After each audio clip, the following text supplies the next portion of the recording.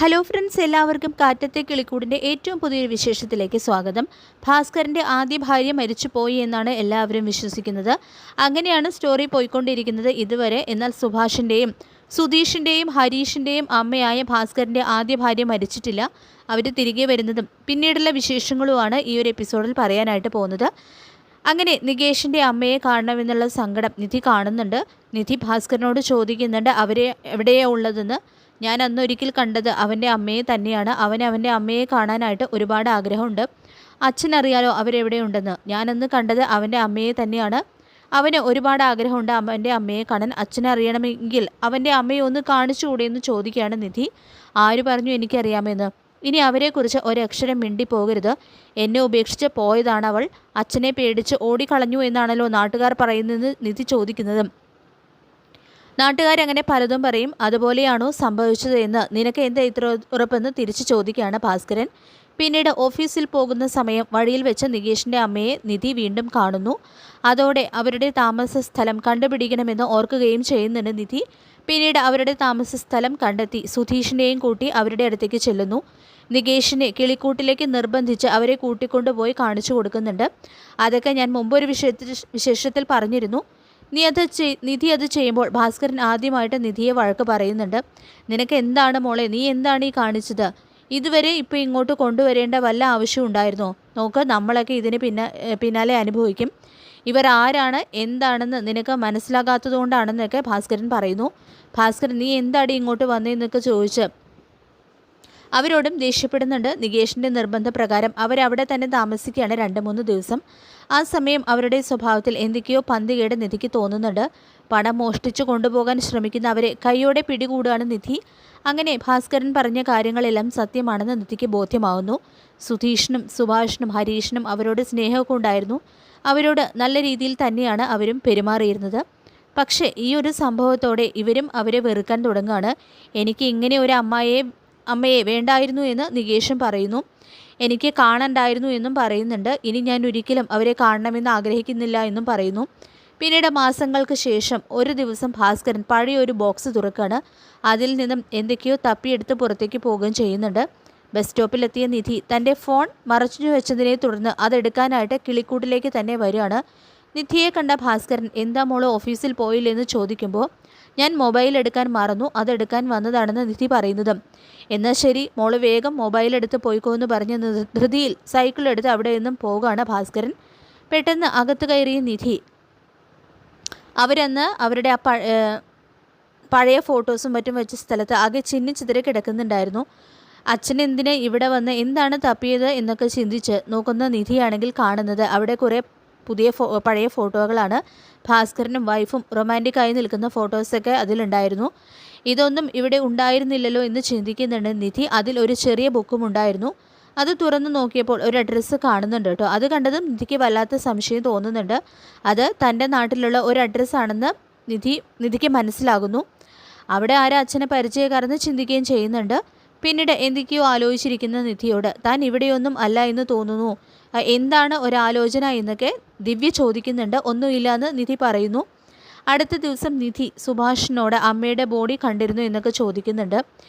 ഇല്ല, ആ സംഭവമൊക്കെ നടന്നിട്ട് 10-25 വർഷമായില്ലേ സുഭാഷ് പറയുമ്പോൾ, അമ്മയ്ക്ക് എന്താണ് സംഭവിച്ചത് സുഭാഷ് ഏട്ടാ എന്ന് നിധി ചോദിക്കുന്നത്.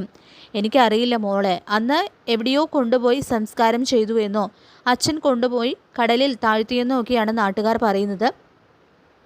അത്രയൊക്കെ എനിക്കറിയുള്ളൂ എന്ന് സുഭാഷ് പറയുന്നുണ്ട്. പിന്നെ എങ്ങനെയാണ് അച്ഛന് ശിക്ഷ കിട്ടിയെന്ന് നിധി ചോദിക്കുമ്പോൾ, അന്ന് ഇത്രയും വലിയ സംവിധാനങ്ങൾ ഒന്നുമില്ലല്ലോ, എല്ലാവരും അച്ഛനെതിരെ മൊഴി കൊടുത്തു. പോലീസ് ബോഡി എവിടെയാണെന്ന് ചോദിച്ചപ്പോൾ ഞാൻ കടലിൽ ഒഴുക്കിയെന്നൊക്കെയാണ് അച്ഛൻ പറഞ്ഞത്. അച്ഛനെ എല്ലാവരും കൂടി കുറ്റം അടിച്ചേൽപ്പിച്ചതാണ്. അച്ഛൻ എങ്ങനെ ചെയ്യുമെന്ന് എനിക്ക് തോന്നുന്നില്ല എന്നൊക്കെ സുഭാഷ് പറയുമ്പോൾ നിധി സുഭാഷിൻ്റെ മുഖത്ത് നോക്കി അതൊക്കെ കേട്ടുകൊണ്ട് നിൽക്കുകയാണ്. അങ്ങനെ 2 ദിവസത്തിന് ശേഷം ഒരു ദിവസം രാവിലെ നിധി കാണുന്നത് സിറ്റ് ഔട്ടിൽ ഒരു സ്ത്രീ നിൽക്കുന്നതാണ്. അവർ സാരി പൊതിച്ചിട്ടുണ്ട്. ആ സമയം കട്ടിലിൽ ഭാസ്കരൻ നല്ല ഉറക്കാണ്. നിധി എന്ത് വേണമെന്നും ആരാണെന്നൊക്കെ ആ സ്ത്രീയോട് ചോദിക്കുന്നു. ഇതിനെ തുടർന്ന് ആ സ്ത്രീ സാരി മാറ്റുന്നുണ്ട്. അപ്പോൾ പെട്ടെന്ന് അവരെ കണ്ടതും ഞെട്ടിത്തെറിച്ചു പോവാണ് നിധി. തുടർന്ന് സുഭാഷ് ഏട്ടാന്ന് വിളിച്ച് നിധി അകത്തേക്ക് പോവുകയും ചെയ്യുന്നുണ്ട്. എന്തു പറ്റിയെന്ന് ചോദിക്കുകയാണ് സുഭാഷ്. സുധീഷും ഹരീഷും നികേഷും ഒക്കെ നല്ല ഉറക്കത്തിലാണ്. സുഭാഷും അവരെ കണ്ട് ഞെട്ടുന്നുണ്ട്. ശബ്ദം കേട്ട് ഭാസ്കരൻ എഴുന്നേൽക്കുന്നു. ഭാസ്കരൻ കണ്ണെടുക്കാതെ തിരുമ്മി അവരുടെ അടുത്തേക്ക് ചെന്ന് നോക്കുമ്പോൾ അന്താളിച്ചു പോകുന്നുണ്ട്. ഓ, നീ തിരിച്ചു വന്നോ എന്ന് ചോദിക്കുന്നുണ്ട് കേട്ടോ ഭാസ്കരൻ. നിന്നെ കൊന്നെന്നും പറഞ്ഞ് ഞാൻ ജയിലിലായിരുന്നു, 5-6 വർഷം ഞാൻ ജയിലിലായിരുന്നു എന്നൊക്കെ ഭാസ്കരൻ പറയുമ്പോൾ എന്താ അപ്പോൾ തിരിച്ചു വരാൻ തോന്നിയെന്നും ചോദിക്കുകയാണ്. നിനക്ക് നിന്റെ പ്രസവിച്ച തള്ളയെ മനസ്സിലായില്ലേ? ഇവളെ കൊന്ന കുറ്റത്തിനാണ് ഇത്രയും വർഷം ഞാൻ ജയിൽ ശിക്ഷ അനുഭവിച്ചതെന്നൊക്കെ ഭാസ്കരൻ പറയുന്നുണ്ട്. അപ്പോഴേക്കും ഹരീഷും നികേഷും സുധീഷും ഒക്കെ അവിടേക്ക് വരുന്നുണ്ട്. ഭാസ്കരൻ അവർക്ക് നേരെയും പൊട്ടിത്തെറിക്കുന്നു. നീ ഇവിടെ നിന്ന് 15 വർഷങ്ങൾക്ക് മുൻപ് നിന്റെ ആങ്ങളുടെ പേരും പറഞ്ഞ് ഇറങ്ങിപ്പോകുമ്പോൾ ഒരുപാട് അനുഭവിച്ചു. തീ തിന്നു, നിന്നെ കൊന്നെന്ന് നാട്ടുകാരും കോടതിയൊക്കെ മുദ്രകുത്തി. ഞാൻ അനുഭവിച്ചതൊന്നും ആരും അറിഞ്ഞില്ല. നീ എന്താണെന്ന് ആരോടും പറഞ്ഞിട്ടില്ല. എന്താണ് സംഭവിച്ചതെന്നും ആരോടും പറഞ്ഞില്ലേ ഇതുവരെ. വിഷമം കൊണ്ടാണ് ഞാൻ നിന്റെ ആങ്ങളയെ കാണാൻ പോയതെന്നാണ് ഞാൻ കരുതുന്നത്. എൻ്റെ കൂടെ ജീവിക്കുന്നത് നിന്റെ വീട്ടുകാർക്ക് ഞാൻ നിന്നെ ജീവന് തുല്യം സ്നേഹിച്ചില്ലേ?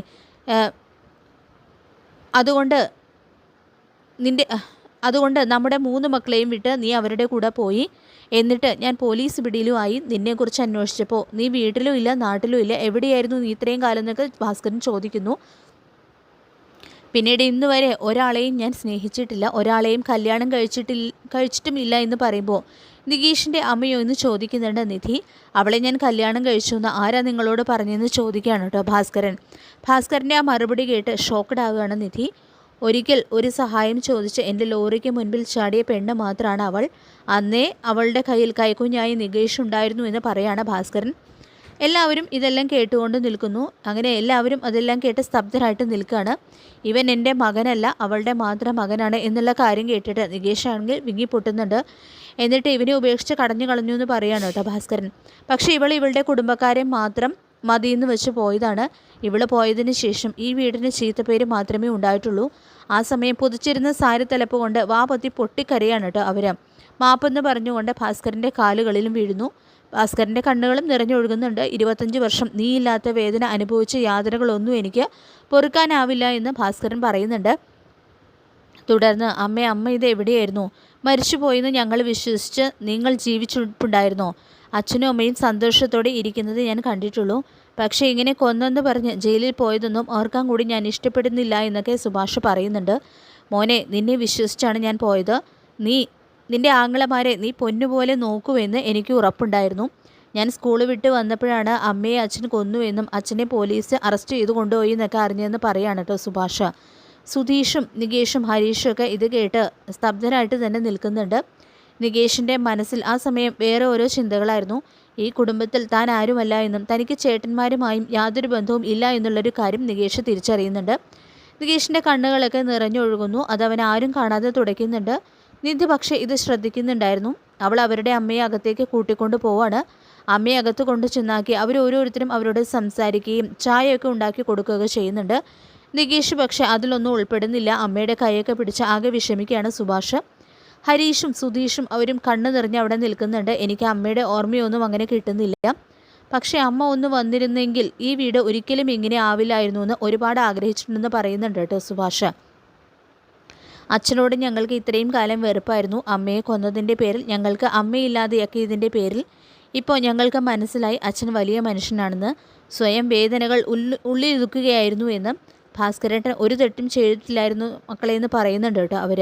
അച്ഛൻ ജയിലിലായപ്പോഴേക്കും അമ്മയ്ക്ക് വന്ന് പറയാമായിരുന്നല്ലോ എന്ന് ചോദിക്കുന്നുണ്ട് സുധീഷ്. ഇവിടെ നിന്നും പോയതിന് ശേഷം ഞാൻ പുറം ലോകം കണ്ടിട്ടില്ലായിരുന്നു. അച്ഛൻ ജയിലിൽ ആണെന്ന കാര്യവും എനിക്കറിയില്ലായിരുന്നു എന്ന് അവർ തുറന്നു പറയുന്നുണ്ട്. പിന്നെ അമ്മ ഇപ്പോൾ എങ്ങനെ ഇവിടെ എത്തിയെന്ന് സുഭാഷ് ചോദിക്കുമ്പോൾ അങ്ങനെ അവർ യാതന നിറഞ്ഞ അവരുടെ ആ കഥ പറയാൻ തുടങ്ങുകയാണ്.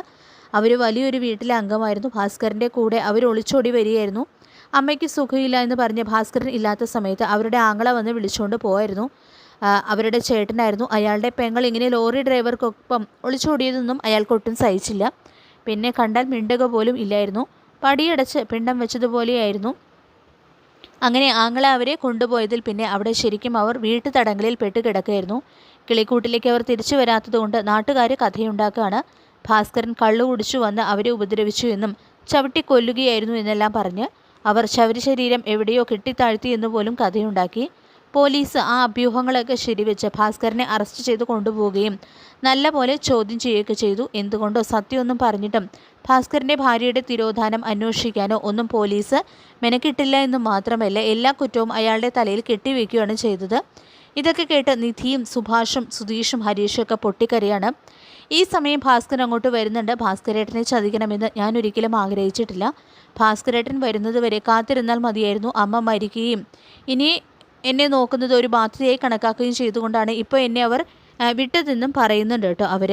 ക്ഷമിക്കൂ ഏട്ടാ എന്ന് പറഞ്ഞുകൊണ്ട് ഭാസ്കരൻ്റെ കാല് പിടിച്ച് പൊട്ടിക്കരയാണ് അവർ. എഴുന്നേൽക്കണമെന്ന് പറഞ്ഞ് ഭാസ്കരൻ അവരെ എഴുന്നേൽപ്പിക്കുന്നുണ്ട്. എന്നിട്ട് അവരെങ്ങനെ കെട്ടിപ്പിടിക്കുകയാണ്. അങ്ങനെ ആ വീട്ടിൽ വീണ്ടും സന്തോഷവും കളിച്ചിരികളും ഒക്കെ നിറയുന്നുണ്ട്. ഈ കാര്യം നാട്ടിൽ വൈകാതെ തന്നെ പാട്ടാവുന്നു. നാട്ടുകാരൊക്കെ കിളിക്കൂടിൻ്റെ മുറ്റത്ത് കൂടാണ്. ഭാസ്കരൻ അവിടെ കൂടി നിന്നവരോട്, ദാ കണ്ടില്ലേ, നിങ്ങളൊക്കെ വിശ്വസിച്ച് എൻ്റെ ഭാര്യ തിരിച്ചു വന്നു. ഇനി നിങ്ങൾക്ക് എന്താണ് പറയാനുള്ളത്? ഇവിടെ സ്ത്രീ വാടില്ല എന്നല്ലേ നിങ്ങളൊക്കെ പറഞ്ഞ് പരത്തിയത്. ഇപ്പം എന്തായി? ഒന്നിന് പകരം ദാ ഇവിടെ 2 സ്ത്രീകളാണ് ഇവിടെയുള്ളതെന്നൊക്കെ പറഞ്ഞുകൊണ്ട് ശരിക്കും അവർക്ക് നല്ല മറുപടി തന്നെ കൊടുത്തു വിടുന്നുണ്ട് കേട്ടോ ഭാസ്കരൻ.